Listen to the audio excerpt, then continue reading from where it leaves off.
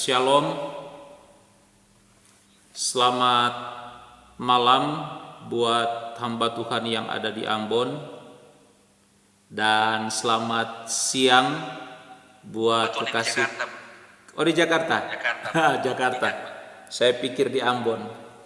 Dan selamat siang buat kekasih-kekasih Tuhan yang ada di Washington. Puji Tuhan, lama tidak ketemu. Tapi puji Tuhan, oleh kemurahan Tuhan bisa ketemu malam hari ini melalui pelayanan live streaming atau lewat Zoom pada malam hari ini atau siang hari di Washington. Puji Tuhan. Dan saya bersyukur sekali bisa diberi kesempatan malam hari ini untuk boleh membagikan berkat melalui firman Tuhan. Terima kasih untuk Bapak Gembala, Bapak Pendeta Robinson Tulenan. Terima kasih untuk kesempatan, dan juga terima kasih untuk pengurus, diaken, majelis gereja, jemaat Tuhan yang juga sudah memberi waktu untuk saya boleh membagikan berkat sukacita melalui firman Tuhan saat ini. Dan mari Bapak Ibu yang ada di tempat masing-masing, sekalipun semua kita tanpa terkecuali, bukan hanya yang ada di Washington atau yang ada di Jakarta, tapi yang ada di Ruteng, di gunung pun lagi social distancing semua hari ini. Tidak bisa kemana-mana. Dan sudah beberapa bulan kami juga di sini ibadahnya live streaming. Tidak bisa kumpul untuk hari-hari ini. Nah, puji Tuhan, kita berdoa untuk supaya keadaan ini boleh Tuhan campur tangan dan bisa berlalu secepatnya, agar supaya kita boleh beraktivitas lagi dan terlebih kita boleh hidup dan menyenangkan hati Tuhan. Puji Tuhan. Bapak Ibu kekasih Tuhan, jemaat Tuhan, pada kesempatan yang indah ini saya mau membagikan suatu renungan, suatu berkat firman Tuhan seperti yang sudah saudara baca lewat Facebook tadi sudah disebarkan. Tema kita saat ini adalah menjadi pemenang sejati. Menjadi pemenang sejati. Saya sengaja menambahkan kata sejati di belakang menjadi pemenang, karena ini penting buat kita semua. Ini penting untuk kita pahami, agar supaya benar-benar kita orang Kristen itu sungguh-sungguh hidup dalam berkat kemenangan yang Yesus sudah buat di atas kayu salib. Nah, Bapak Ibu jemaat kekasih Tuhan, dewasa ini atau hari-hari ini begitu banyak orang Kristen mengklaim dirinya sebagai umat pemenang. Banyak. Karena ini dipengaruhi oleh pembicara-pembicara di gereja dan juga pemimpin-pemimpin pujian di dalam lirik-lirik lagu yang dinyanyikan di gereja, semua bernuansa kemenangan. Bernuansa kemenangan. Menang atas maut, menang atas persoalan dan lain sebagainya. Sehingga hal ini menjadi suatu kebiasaan dalam kehidupan kita, menjadi suatu hal yang tertanam dalam benak, dalam pikiran, bahwa semua kita orang percaya, orang Kristen adalah benar-benar orang atau umat pemenang seperti itu. Nah, yang menjadi bahan perenungan kita hari-hari ini atau saat ini adalah apakah Apakah kita memang benar-benar umat pemenang? Orang yang menang setiap waktu. Orang yang secara otomatis sudah menikmati kemenangan itu. Nah, tentu ini menjadi persoalan. Ini perlu untuk dipermasalahkan dalam kehidupan kita. Sebab kenyataannya bahwa banyak juga orang Kristen yang hidupnya selalu ada dalam persoalan, hidup yang tidak lepas dari masalah. Hidup yang sampai hari ini masih bergumul dengan segala pergumulan. Sudah berdoa, sudah puasa, sudah rajin ke gereja, tetapi faktanya, kenyataannya bahwa masih banyak orang Kristen yang belum menikmati kemenangan itu. Nah, ini perlu dipermasalahkan, ini perlu dibahas. Bagaimana supaya benar-benar kita menikmati kemenangan sejati itu dalam kehidupan kita. Sebab Kristus katakan di dalam kitab Wahyu kepada 7 jemaat yang ada di kitab Wahyu melalui Yohanes, di sana Yesus katakan bahwa sebagaimana aku sudah menang, maka demikian kamu atau umat-umat Tuhan harus juga menang. Tetapi fakta kenyataannya bahwa begitu banyak orang Kristen yang hari ini juga hidup belum menikmati kemenangan. Nah, salahnya di mana? Persoalannya di mana? Problemnya di mana? Nah, tentu Bapak Ibu jemaat yang diberkati Tuhan, akhirnya membuat banyak orang Kristen juga kecewa. Kecewa dengan keadaan yang ada. Katanya ikut Yesus kita lebih daripada pemenang.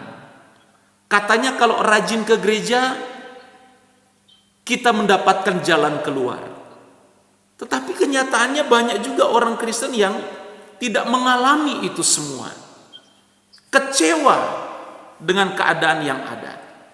Nah, oleh sebab itu Bapak Ibu kekasih Tuhan, hari ini saya mau mengajak kita untuk membuka pikiran kita, mengajak kita untuk merenungkan suatu fakta, keadaan yang benar-benar terjadi di lapangan dalam kehidupan kebanyakan orang Kristen. Nah, namun sebelum lebih jauh, saya mau mengajak saudara untuk buka satu ayat di dalam Roma pasal 8 ayat 37. Roma pasal 8 ayat 37, di mana ayat ini yang seringkali dipakai oleh orang-orang Kristen sebagai dasar bahwa mereka sudah hidup dalam kemenangan. Nah, Roma 8 ayat 37, demikian firman Tuhan. Tetapi dalam semuanya itu, kita lebih daripada orang-orang yang menang oleh Dia yang telah mengasihi kita. Ayat ini seringkali dipakai. Ayat ini seringkali menjadi landasan kehidupan orang Kristen dan ayat ini dikenakan dalam kehidupan hari-hari dan sudah yakin, sudah percaya bahwa hidupnya pasti hidup yang berkemenangan.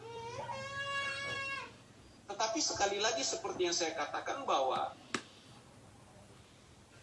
keadaan yang terjadi sesungguhnya di lapangan, faktanya bahwa masih banyak orang Kristen yang tidak mengalami kemenangan itu. Nah, ini salahnya di mana? Ini persoalannya di mana? Problemnya ini ada di mana? Nah, sebelum kita masuk lebih jauh, kita harus melihat kebenaran firman Tuhan hari ini. Kita harus sungguh-sungguh memahami, mengerti apa yang ditulis oleh Paulus dalam Roma pasalnya yang ke-8 tadi, ayat 37. Apa dasar sehingga Paulus menulis ayat tersebut? Nah, sedikit saya mau sampaikan bahwa kita harus tahu konteks dari ayat itu. Konteks dari ayat itu bahwa Paulus menulis ayat itu, menulis surat Roma itu khusus ditujukan kepada jemaat Roma pada hari-hari itu, pada saat itu. Dan surat Roma itu ditulis sekitar tahun 57 Masehi kurang lebih. Nah, besar kemungkinan Paulus menulis surat Roma ini ketika Paulus ada di Korintus. Beberapa tahun menjelang Paulus dieksekusi, dipancung. Saudara, kita harus melihat latar belakang keadaan orang Kristen pada saat itu. Orang Kristen yang ada di Roma pada saat itu. Nah, kita tahu bersama bahwa pada saat itu orang-orang Kristen di Roma mengalami penganiayaan yang luar biasa terjadi. Luar biasa. Orang Kristen mengalami tekanan. Orang Kristen mengalami hal-hal yang secara manusiawi tidak pantas, tidak layak untuk mereka terima. Aniaya yang begitu luar biasa. Bahkan dari pihak-pihak orang Yahudi misalnya, mereka menganggap pengikut-pengikut Kristus itu adalah bidat, ajaran sesat. Sehingga orang Kristen di mana-mana bagi orang Yahudi itu pantas untuk dimusnahkan, pantas untuk dihabiskan. Nah, di lain sisi belum lagi orang-orang Romawi hari-hari itu, di mana orang-orang Romawi seakan-akan dilecehkan, sebab orang-orang Kristen hari itu menyematkan Yesus sebagai kurios, sebagai tuan besar. Padahal kurios ini disematkan kepada Alexander the Great, Alexander Agung pada saat itu. Jadi orang Kristen hari-hari itu memang menghadapi suatu keadaan yang begitu berat, menghadapi keadaan yang begitu hebat. Nah, Bapak Ibu jemaat yang diberkati Tuhan, orang Kristen yang ada pada saat itu, saya katakan bahwa mereka menghadapi aniaya yang begitu hebat, begitu luar biasa. Bahkan tidak sedikit dari orang-orang Kristen itu kewarganegaraannya mereka itu dicabut. Mereka ditangkap, mereka dipenjara, mereka dimasukkan di dalam kandang binatang buas untuk menjadi umpan dan lain sebagainya. Nah, kekristenan pada saat itu seakan-akan orang-orang Kristen pada saat itu mengalami kekalahan total. Karena tidak bisa berbuat apa-apa. Kemana-mana pasti akan dianiaya, kemana-mana tidak nyaman, tidak leluasa untuk kemana-mana. Karena memang situasi. Jadi kebanyakan orang Kristen pada saat itu menganggap bahwa kehidupan mereka adalah kalah total, kalah telak. Kalah telak. Nah, disinilah Paulus dengan suratnya menghibur orang-orang Kristen yang ada di Roma.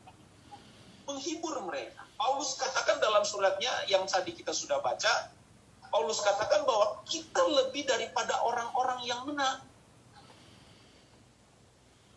Penghiburan itu diberikan oleh Paulus kepada jemaat yang ada di Roma. Nah, kita lihat konteks dari surat ini. Di situ kata kita itu diperuntukkan untuk jemaat Roma pada saat itu. Jemaat Roma. Jadi surat ini pada awalnya konteksnya adalah surat yang ditujukan Paulus kepada jemaat Kristen yang ada di Roma saat itu. Karena mereka dianiaya, mereka hidup dalam tekanan, mereka hidup dalam keadaan yang tidak nyaman. Nah, Paulus menguatkan jemaat Roma hari-hari ini. Paulus menguatkan dengan Paulus mengatakan bahwa kita adalah orang-orang yang lebih daripada pemenang. Amin. Jadi saya mau katakan begini Bapak Ibu. Jadi sungguh naif bagi kita orang-orang Kristen yang hari ini yang tidak bergumul sungguh-sungguh dalam pergumulan, tidak mau terlibat di dalam proses Tuhan, yang tidak setia mengiring Tuhan, terus dengan gampangnya menyematkan bahwa aku lebih daripada pemenang. Yes. Nah, ini kan enggak pada tempatnya. Nah, oleh sebab itu saya beri judul tema renungan kita hari ini adalah pemenang sejati. Amin. Karena ada yang menganggap diri, orang Kristen yang menganggap atau merasa diri menang, Tetapi sebenarnya mereka tidak menikmati kemenangan itu karena tidak mau masuk dalam proses Tuhan. Ya. Amen. Tidak mau terlibat dalam pembentukan Tuhan. Ya. Yang setiap hari hidupnya ngawur, terus seenaknya aku lebih daripada pemenang.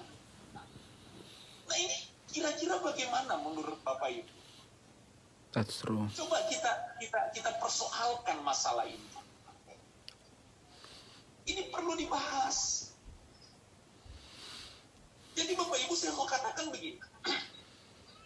Untuk benar-benar kita lebih daripada pemenang. Artinya adalah pemenang yang sejati. Standarnya adalah kehidupan orang Kristen di Roma. Amin. Amin. Haleluya. Kalau kurang dari itu, jangan sematkan diri kita sebagai orang Kristen yang menang. Belum tentu. Standarnya luar biasa. Nah, ini yang selalu saya katakan bahwa kekristenan itu nggak murah. Yes. Kekristenan itu mahal harganya. Amin. Haleluya. Karena harganya adalah pengiringan total kita kepada Yesus. Nggak main-main. Nggak main-main. Jadi saya selalu berkata bahwa bagaimana mungkin kita disebut sebagai umat pemenang atau pemenang yang sejati kalau hidup kita nggak mau masuk dalam proyek Tuhan. Haleluya. Seperti jemaat Roma, ketika mereka mengaku Yesus Kristus adalah Tuhan dan Juru Selamat, Bapak Ibu, itu taruhannya nyawa. Ya, amin. Taruhannya nyawa. Kalau bukan nyawa, isi bisa terpisah karena iman. Karena iman. Haleluya. Mari kita persoalkan, apakah benar kita hari ini disebut sebagai umat pemenang? Apakah benar hari ini kita menikmati kemenangan sejati dalam hidup kita? Hanya kemenangan-kemenangan aja. Nah, banyak orang Kristen disayangkan saya sebagai hamba Tuhan, sangat menyayangkan bahwa begitu banyak orang Kristen yang merasa dirinya sudah menang, sudah menjadi pemenang, tetapi nggak mau bergumul. Nah, ini masalahnya. Ya. Ya. Itu persoalan utamanya di sini. Begitu mudah kita orang Kristen berkata, aku lebih daripada pemenang. Aku lebih daripada pemenang. Tetapi hari-hari hidup yang hidup seenaknya dia.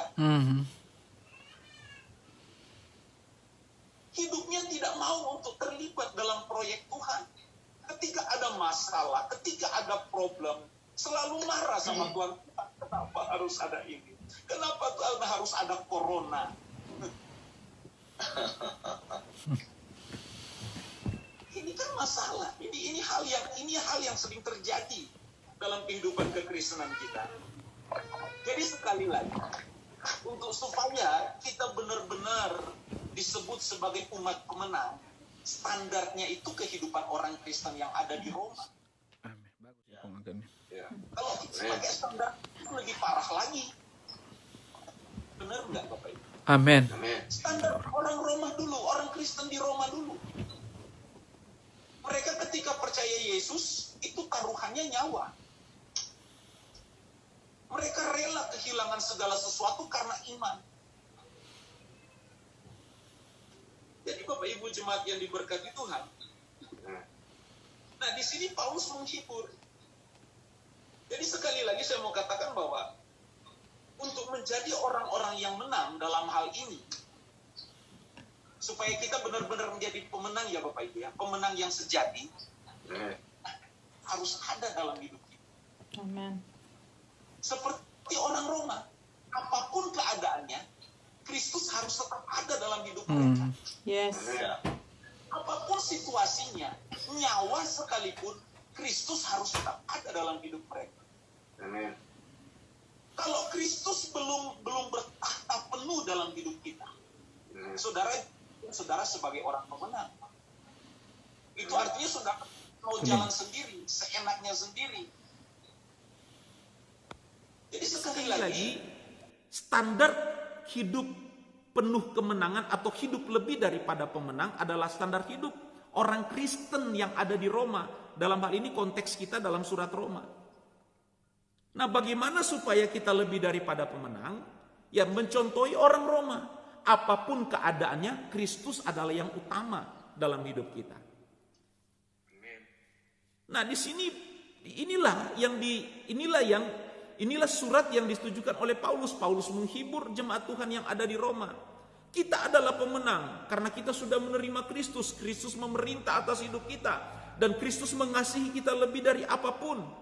Dan Kristus nanti menyediakan kemuliaan yang indah dalam kehidupan kita.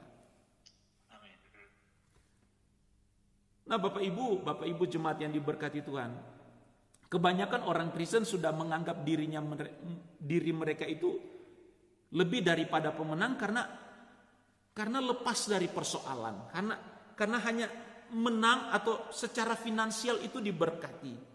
Menang karena diberkati dalam hal-hal yang sifatnya sementara. Kalau ini konteksnya kita merasa bahwa kita lebih daripada pemenang, saya mau katakan bahwa harga kekristenan itu murah kalau begitu. Harga kekristenan kalau hanya kemenangan kita ukur dari kelimpahan berkat. Kemenangan kita ukur karena kita lepas dari maut misalnya. Kita lolos dari mara bahaya. Itu belum standar. Sebab kemenangan yang sejati adalah Kristus benar-benar bertakhta dalam hidup kita. Apapun keadaannya, Kristus adalah yang utama dalam hidup kita.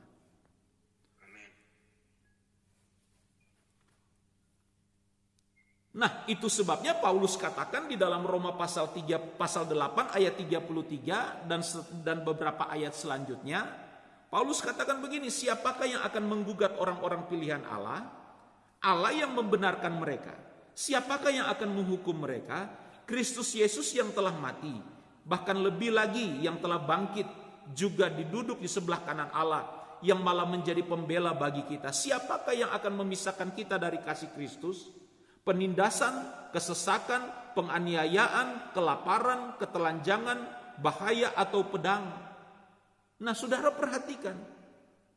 Persoalan-persoalan itu yang dihadapi oleh orang-orang Kristen, tetapi tidak membatasi kasih mereka, tidak membatasi niat mereka, keseriusan mereka untuk mau menyenangkan Tuhan, untuk memberi diri untuk Tuhan. Jadi Bapak Ibu jemaat yang diberkati Tuhan, hari ini mari kita renungkan pribadi lepas pribadi. Apakah kita sudah menaruh Yesus dalam hidup kita lebih dari apapun juga? Atau masih ada hal-hal yang lain? Kalau masih ada hal-hal yang lain yang dalam hidup kita, saudara pasti tidak akan bisa menikmati kemenangan sejati. Seperti yang Paulus katakan bahwa kita lebih daripada pemenang. Jadi tidak mudah apalagi di akhir zaman seperti hari ini. Tidak mudah untuk kita hidup lebih daripada pemenang. Kalau hidup kita masih condong kepada dunia, hidup kita masih condong untuk menikmati keindahan-keindahan dunia. Enggak mungkin, tidak mungkin. Mari kita renungkan hari ini. Apakah Yesus sudah bertakhta penuh dalam hidup kita atau belum? Apakah benar Yesus sudah ada dalam segala aspek hidup kita atau belum? Ini harus dipersoalkan. Ternyata untuk menjadi umat pemenang yang sejati itu enggak mudah. Enggak seperti puji-pujian yang sering kita nyanyikan di gereja. Seakan-akan kemenangan sejati itu begitu mudah, hanya dengan bernyanyi kita sudah memperoleh itu. Belum bisa. Sebab standarnya itu adalah keseriusan, ketotalan kita untuk memberi diri, untuk menempatkan Yesus di atas segala-galanya dalam hidup kita. Bapak Ibu, sekalipun kita di masa-masa seperti hari ini, Masa-masa kita ada di tengah-tengah pandemi corona seperti hari-hari ini. Saya mau katakan bahwa di sini juga Allah turut bekerja di dalam segala sesuatu. Untuk mau melihat benar nggak kita sungguh-sungguh di dalam Tuhan. Atau kita mengeluh dengan keadaan yang terjadi hari-hari ini. Atau kita mulai salahkan keadaan. Kita mulai salahkan Tuhan. Kita mulai salahkan kiri kanan. Untuk menjadi umat pemenang sejati, apapun keadaan, apapun situasi, apapun persoalan, Yesus tetap ada dalam hidup kita dan kita menyenangkan hati Tuhan. Ini harga mati, gak bisa ditawar-tawar. Ini harga mati. Nah, inilah yang saya selalu katakan bahwa kekristenan itu gak murah. Karena kekristenan itu harganya darah. Darah yang mahal, salib. Nah, Bapak Ibu jemaat yang dikasihi Tuhan, satu hal juga yang perlu kita pahami, yang perlu kita ingat hari ini, bahwa untuk menjadi pemenang yang sejati, tentu yang perlu kita cari tahu juga, yang perlu kita pahami, siapa musuh kita. Iya kan? Karena banyak orang Kristen ternyata salah dalam hal ini. Masa mertua dijadikan musuh? Ayo. Iya kan? Masa anak mantu dijadikan musuh? Tetangga dijadikan musuh? Sesama jemaat dijadikan musuh? Bahkan yang lebih parah lagi, pendeta dijadikan musuh. Ini bagaimana? Jadi kita harus tahu musuh kita itu siapa. Nah, tentu kita semua sudah tahu dalam hal ini, tapi kadang-kadang kita acus tahu, rupa tidak tahu. Nah, Efesus 6 ayat 12 jelas Alkitab katakan menggambarkan siapa musuh kita. Nah, ada lebih baik saya baca supaya kita ingat lagi. Efesus 6 ayat 12. Karena perjuangan kita bukanlah melawan darah dan daging, tetapi melawan pemerintah-pemerintah, melawan penguasa-penguasa, melawan penghulu-penghulu dunia yang gelap ini, melawan roh-roh jahat di udara. Ini musuh kita. Jadi musuh kita bukan darah dan daging, bukan mertua, bukan anak mantu, bukan tetangga, bukan sesama jemaat, apalagi hamba Tuhan, bukan. Jadi musuh kita benar-benar Alkitab sudah mencatat, sudah memberikan gambaran, sudah memberitahu bahwa musuh kita ini adalah penghulu-penghulu dunia yang gelap ini. Roh-roh jahat yang ada di udara. Nah, yang perlu kita ketahui juga dari cara kerja iblis, dari cara kerja roh-roh jahat ini, bahwa mereka itu licik. Iblis itu licik. Sebagaimana Adam dan Hawa diperdaya oleh iblis di Taman Eden, ya hati-hati. Karena caranya itu ya sama, tinggal dia menyesuaikan dengan keadaan, tetapi pada umumnya caranya sama. Caranya sama, tinggal dia menyesuaikan dengan keadaan. Kalau saya di Ruteng, iblis tahu cara kerjanya bagaimana. Mungkin seperti orang yang ada di Ruteng, dia tahu. Oh, yang di Amerika juga seperti itu, yang di Jakarta juga. Nah, yang perlu kita sadari bahwa hal yang membahayakan dalam kehidupan kita adalah bukan terang-terangan iblis menggoda kita dan iblis memasukkan pikiran-pikiran bahwa Yesus Kristus itu bukan Tuhan. Itu udah kuno. Tapi cara kerja iblis sekarang itu dia masuk pada kenyamanan hidup manusia. Dia memberikan segala sesuatu yang indah, dia memberikan segala fasilitas hidup, dia memberikan segala kenyamanan yang dibutuhkan oleh manusia, sehingga di situ terkadang kita lengah, kita lupa Tuhan. Nah, ini hati-hati sekali. Karena cara kerja iblis itu kadang kita kalau nggak punya roh kudus dalam hidup kita susah untuk membedakan. Nah, penting di hari-hari ini kita memperingati pencurahan Roh Kudus. Ini perlu diingatkan kembali bahwa betapa penting Roh Kudus itu dalam kehidupan kita. Karena tanpa Roh Kudus kita pasti kalah dalam menghadapi tipu daya kuasa kegelapan. Jadi Bapak Ibu jemaat yang diberkati Tuhan, inilah yang inilah yang perlu kita perhatikan hari ini. Jangan sampai kita terhanyut dalam menikmati keadaan dunia ini. Nah, tadi saya diberikan ayat oleh Bapak Gembala di dalam Yakobus pasal 4 ayat 8 yang kita sudah tahu, saya baca ulang. Yakobus 4 ayat 8, mendekatlah kepada Allah dan Ia akan mendekat kepadamu. Nah, banyak orang Kristen hari-hari ini dengan seenaknya dengan seenaknya orang Kristen zaman now mempergunakan ayat ini untuk kepentingan pribadi, untuk pemuasan keinginan jasmani. Mendekatlah kepada Allah dan Ia akan mendekat kepadamu. Bagaimana cara kita mendekat kepada Allah? Apakah hanya dengan masuk gereja kita sudah dekat? Apakah kita terlibat dalam pelayanan kita sudah disebut dekat dengan Tuhan? Apakah kita sudah melayani, terlibat, berkorban segala sesuatu dan itu sudah termasuk kita dekat dengan Tuhan? Belum tentu. Coba saudara lihat konteks ayat ini. Ayat-ayat sebelumnya.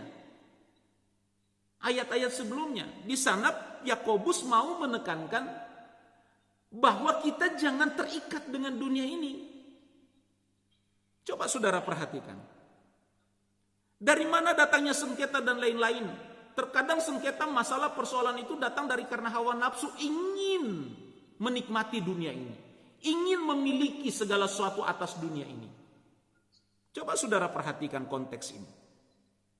Jadi mendekat kepada Allah adalah bagaimana cara kita untuk dunia ini bukan segala sesuatu, bukan segala-galanya dalam hidup kita. Karena salah satu trik iblis untuk menjauhkan kita dari Allah adalah iblis menawarkan segala sesuatu yang indah atas dunia ini untuk kita miliki. Nah, kalau orang Kristen sudah terjebak di sini, susah untuk dia dekat dengan Tuhan. Percaya atau enggak? Ya, ini kenyataan. Maka dari itu firman Tuhan katakan, bagi orang-orang kaya harus hati-hati. Karena orang kaya sulit masuk surga. Sulit berarti bukan tidak bisa. Bisa masuk surga, tapi orang kaya yang memang sungguh-sungguh untuk mau memberi diri untuk Tuhan. Kalau orang kaya yang cuma setengah-setengah, datang gereja hanya untuk kepentingan pemuasan kebutuhan jasmani, hanya untuk mujizat, hanya untuk kepentingan pribadi, oh nggak bisa, itu nggak masuk surga itu. Tapi kalau orang kaya, orang yang diberkati terus sungguh-sungguh mau menyenangkan hati Tuhan dengan segala kekayaan, kelimpahan yang Tuhan percayakan, dia pergunakan itu semua untuk mengikatkan dirinya dengan Tuhan. Nah, itu luar biasa. Jadi mendekatlah kepada Allah. Di sini kita harus menjauhi dunia ini untuk supaya kita dapat dekat dengan Allah. Nah, di sini baru kita dapat melakukan peperangan dengan iblis. Selama dunia ini masih mengikat hidup kita, selama itu kita nggak bisa berperang dengan maksimal. Nggak mungkin bisa. Tidak mungkin bisa. Percaya saya omong, tidak mungkin bisa. Jadi memang di sini kekristenan itu akan indah. Kekristenan itu akan indah kalau benar-benar dunia kita tinggalkan. Kalau kita masih ada di dunia, ya kita pakai waktu-waktu hidup kita untuk mengikatkan hidup kita dengan Tuhan. Mungkin saudara bertanya dalam hati saudara, jadi Pak Pendeta bagaimana kami? Apakah sudah tidak perlu kerja? Apakah sudah tidak perlu cari uang? Oh, itu perlu. Sangat perlu. Saudara tidak akan diberkati kalau saudara tidak kerja. Harus kerja, harus memaksimalkan diri. Harus bertanggung jawab. Potensi yang ada dalam hidup kita harus kembangkan. Agar supaya di situ Allah turut bekerja untuk memberkati kita. Nah, segala gerak hidup kita, selama kita masih ada di dunia ini, waktu kita ada di dunia ini, kita pergunakan hidup kita untuk menyenangkan hati Tuhan dan melakukan kehendak Bapa. Ini baru kita dapat mendekat kepada Allah. Dan kita dapat melakukan perlawanan kepada iblis. Kalau masih ada titik-titik dunia dalam hidup kita, nggak bisa kita berperang dengan maksimal.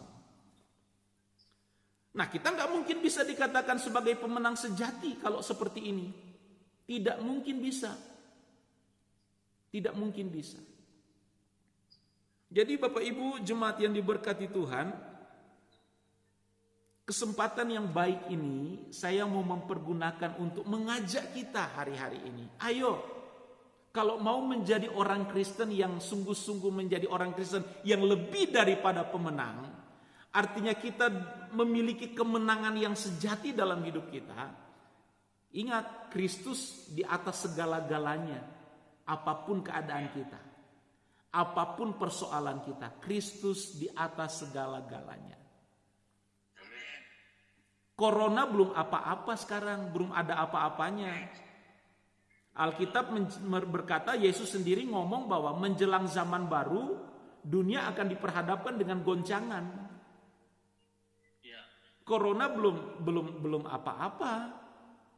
Kita nggak tahu ke depan ada COVID-20, COVID-21, COVID-22, kita nggak tahu. Tetapi yang pasti bahwa dunia ini akan diperhadapkan dengan goncangan-goncangan. Nah, bagaimana kalau hari-hari ini kita sudah angkat tangan? Tuhan, aku tidak mampu, aku tidak kuat. Nggak mungkin saudara bisa dikatakan pemenang sejati. Karena orang Kristen di Roma, hidup nyawa itu taruhannya oleh karena iman mereka kepada Yesus. Bagaimana kita hari ini? Baru batuk pilek, kita sudah menyerah dengan keadaan. Baru nggak diberkati sedikit, kita udah ngomel sama Tuhan. Gak bisa. Tidak bisa itu. Jadi sekali lagi kekristenan itu ya ini. Injil yang benar ya seperti ini. Injil yang murni ya begini. Bapak Ibu, mari kita renungkan hidup kita hari-hari ini. Apakah kita sudah masuk, kita sudah memberi diri untuk mau bergumul, mau diproses oleh Tuhan atau tidak? Atau kita mau berjalan sendiri hari ini? Mau berjalan seenaknya kita, mau berjalan semau-maunya kita, mau kemana terserah kita. Tapi untuk mau menjadi pemenang, lebih daripada pemenang, kita harus menjadi, standar kita adalah orang-orang Kristen yang ada di Roma. Orang Kristen yang ada di Roma. Nah, kalau kita mau pakai standar Yesus, wah itu lebih tinggi lagi. Tetapi ingat satu hal, bagi Tuhan tidak ada perkara yang mustahil. Nah, satu lagi soal ayat ini, kebanyakan orang Kristen mengenakan ayat ini hanya untuk kepentingan pemuasan jasmani. Bagi Tuhan tidak ada yang mustahil, hanya untuk supaya mujizat itu terjadi, berkat itu tercurah. Mestinya konteks ayat ini adalah bagaimana kalau kita mau memberi diri untuk diproses oleh Tuhan, di situ Allah turut bekerja, memampukan kita untuk melewati proses, memampukan kita untuk melewati tantangan. Bukan hanya soal jasmani, bukan hanya soal kesembuhan jasmani. Itu mudah, itu gampang bagi Tuhan. Tapi persoalannya, kita mengerti hati Tuhan enggak? Jadi Bapak Ibu jemaat yang diberkati Tuhan, saya bersyukur sekali hari ini kalau diberi kesempatan untuk membagikan firman Tuhan buat kita hari-hari ini. Memang terkadang sulit dimengerti. Tetapi inilah fakta, inilah keadaan yang terjadi dalam kekristenan kita hari-hari ini. Terkadang kita sulit memahami. Tetapi yang sulit bukannya berarti kita nggak bisa. Tetapi ketika kita mau buka hati, kita rela untuk kita mau dibentuk oleh Tuhan. Di sini Alkitab katakan, Paulus Roma 8 ayat 28, bahwa Allah turut bekerja dalam segala sesuatu untuk mendatangkan kebaikan. Ya ini, dalam segala perkara Allah bisa bekerja sama dengan kita untuk membawa kita berkarakter seperti Kristus, karena memang ini yang Tuhan mau. Ini yang Tuhan mau, Bapak Ibu. Jadi sudah berapa menit ini saya ngomong ini? Jadi yang perlu saya bawa untuk kita pahami, mari Bapak Ibu, untuk menjadi umat Tuhan, atau untuk supaya kita lebih daripada pemenang, kita sungguh-sungguh menikmati kemenangan yang sejati. Yang kedua, tidak ada lagi ruang dan celah untuk dunia dapat bercokol dalam hidup kita selain Allah Tuhan yang ada dalam hidup kita. Sebab kalau masih ada kita buka hati ini untuk kita mau menikmati segala keindahan dunia, kita masih membuka hati, membuka peluang untuk kita mau masuk dan memiliki segala keindahan dunia, di situ kita akan tidak bisa menikmati kemenangan yang sejati dalam hidup kita. Karena jelas Alkitab katakan seperti ayat yang sudah disampaikan oleh Bapak Gembala, mendekatlah kepada Allah dan Ia akan mendekat kepadamu. Tuhan gak akan mungkin mendekat kepada kita kalau masih ada sisa-sisa atau masih ada dunia dalam hidup kita, gak mungkin. Tuhan hanya mau bahwa satu-satunya yang bertakhta dalam diri kita orang percaya adalah dirinya, Tuhan dalam hidup kita, bukan dunia. Harus Tuhan. Nah Bapak Ibu kekasih Tuhan, jika kita orang percaya yang hidup hari-hari ini, mungkin kita tidak sama seperti orang-orang Kristen di zaman Roma, di zaman Paulus, orang-orang Kristen yang ada di Roma. Mereka Tuhan izinkan mengalami aniaya, itu cara Tuhan untuk memurnikan mereka. Terus dengan kita hari ini cara Tuhan apa? Nah, ini juga perlu dipersoalkan. Bagi kita orang Kristen yang ada hari-hari ini, cara Tuhan untuk memurnikan kita adalah bagaimana kita meninggalkan percintaan kita dengan dunia. Jangan selingkuh dengan dunia ini. Itu cara itu maksud saya. Jangan selingkuh dengan dunia ini. Karena terkadang tawaran dunia ini membuat kita malah bukan dekat dengan Tuhan, tapi lebih jauh dengan Tuhan. Itu yang dikatakan Yakobus 4. Coba saudara baca lagi sebentar. Jadi cara Tuhan memurnikan jemaat yang ada di Roma, ya aniaya. Zaman itu.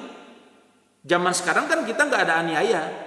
Tetapi zaman sekarang, bagaimana kita harus meninggalkan percintaan dengan dunia ini, meninggalkan segala sesuatu yang ditawarkan oleh dunia sehingga kita jauh dari Tuhan. Mari Bapak Ibu kekasih Tuhan yang saya kasih di dalam Tuhan, mari kita renungkan hari-hari ini. Mari kita renungkan dengan baik. Apakah kita selama ini sudah menjadi umat pemenang? Apakah kita benar-benar pemenang yang sejati? Atau hanya karena puji-pujian yang kita nyanyikan di gereja sehingga membawa alam pikiran kita, oh saya pemenang, padahal hidupnya ngawur di hadapan Tuhan. Nah ini kan kalau orang Chinese bilang boceng li. Mari kita renungkan firman Tuhan hari-hari ini. Dan saya percaya bahwa firman Tuhan hari-hari ini membuka wawasan iman kita untuk kita lebih serius lagi di dalam Tuhan. Di akhir zaman ini kita nggak bisa main-main lagi. Ayo serius dengan Tuhan. Apapun profesimu, apapun status kita, apapun keadaan kita, ayo kita bertanggung jawab dengan hidup kita sendiri. Kita bertanggung jawab, kita bawa hidup ini untuk menjadi satu korban yang hidup sebagai korban persembahan yang kudus, yang berkenan bagi Tuhan. Tuhan gak minta lain-lain, Tuhan gak minta yang aneh-aneh, selain Tuhan minta hidup kita. Itu aja yang Tuhan minta. Tuhan datang jemput kita, bukan sebagai seorang usahawan. Tuhan jemput kita nanti bukan sebagai seorang gembala, bukan. Tapi pengantin, kita ini pengantin. Ayo persiapkan diri kita sebagai pengantin Tuhan. Persiapkan diri kita. Manusia batin kita yang perlu kita perhatikan. Agar supaya ketika Tuhan datang kali yang kedua, kita didapati layak, kita didapati berkenan, kita didapati iman yang sempurna, dan di mana Yesus ada, di sana kita ada. Tuhan Yesus memberkati kita semua. Shalom, saya kembalikan kepada Bapak Gembala.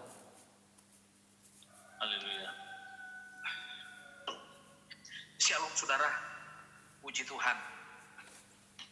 Saya percaya firman ini begitu dahsyat ya untuk kita semua. Jadi sebagaimana pengalaman jemaat yang ada di Roma, saudara, bahwa mereka menghadapi tekanan seperti yang disampaikan oleh firman Tuhan tadi, tekanan yang luar biasa, bahkan taruhan mereka adalah harta.